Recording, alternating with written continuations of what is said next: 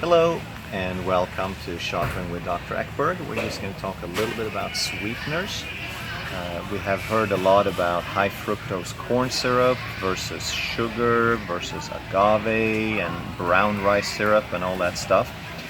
Well, there's not that much difference between them, except high fructose corn syrup is the worst of the worst because it's often contaminated.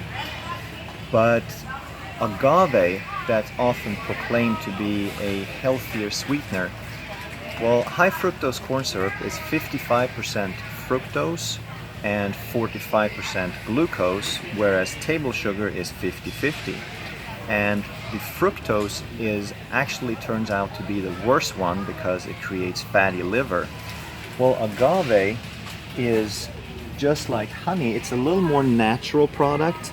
And they won't tell you on here, but it is actually almost pure fructose. It has somewhere around 70 to 80% fructose, so it doesn't impact your blood sugar that much, but in quantity it starts creating fatty liver. So with any sweetener, if you eat a tiny little bit, you're okay. It doesn't really matter which one you pick, but by the time you start eating a lot, then fructose turns out to be worse, because not only does it trigger insulin responses, it also gives you fatty liver. While this is proclaimed as a healthier sweetener, it's not really true. In small quantities, yes, I'll give it a few points over sugar because it has a few minerals in it, but again, nothing you want to consume in large quantities. Same thing as honey.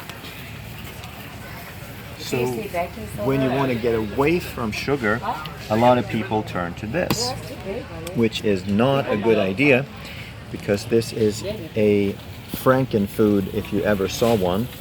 It is carbon and chlorine merged together in a very unnatural bond. So this is in the same class as a pesticide called a chlorocarbon. It is a neurotoxin and there is nothing natural about it. So when it comes to low calorie or non-calorie sweeteners, some people put all of them under one roof and they think that stevia, because it's next to the neurotoxins, is also an artificial sweetener, which is not true.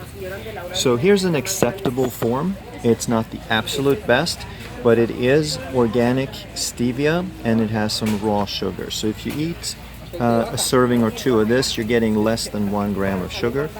If you want to be super strict, you want to try to find pure organic powdered stevia and avoid the sugar altogether.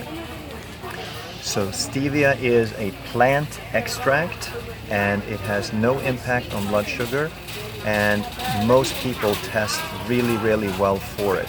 There are exceptions. If you want to be really sure, you want to get checked out by someone who can test you on it.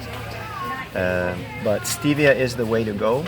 And if you have to have sugar, then make sure that you eat it in extremely small quantities. I would recommend less than 15 to 20 grams total per day, and that includes all sources.